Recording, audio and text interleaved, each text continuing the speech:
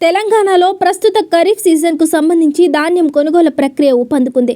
రాష్ట్ర వ్యాప్తంగా వరి కోతలు ముమ్మరం కావడంతో కొనుగోలు కేంద్రాలకు ధాన్యం భారీగా తరలివస్తోంది. పౌర సరఫరాల సంస్థ లక్ష్యం మేరకు మొత్తం 10,434 రెవెన్యూ గ్రామాలు ఉండగా 8,465 కొనుగోలు కేంద్రాలను ఏర్పాటు చేయాలని నిర్ణయించారు. ఇందులో ఇప్పటికే 8,361 కేంద్రాలను ప్రారంభించి రైతులకు సేవలు అందిస్తున్నారు. ప్రస్తుతం ధాన్యం కొనుగోలు గణాంకాలను పరిశీలిస్తే శుక్రవారం నాటికి కేంద్రాలకు మొత్తం 41.52 లక్షల టన్నుల ధాన్యం వచ్చింది. ఇందులో దొడ్డు రకం ధాన్యం 22.86 లక్షల టన్నులు, సన్న రకం ధాన్యం 18.66 లక్షల టన్నులు ఉన్నాయి.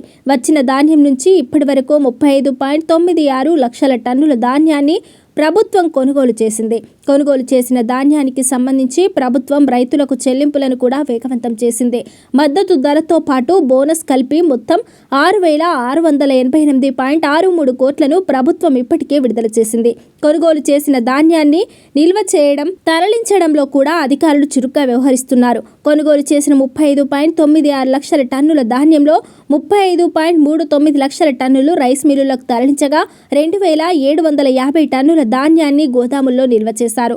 అయినప్పటికీ ఇంకా 54,241 టన్నుల వడ్లను కొనుగోలు కేంద్రాల నుంచి మిల్లులకు తరలించాల్సి ఉంది.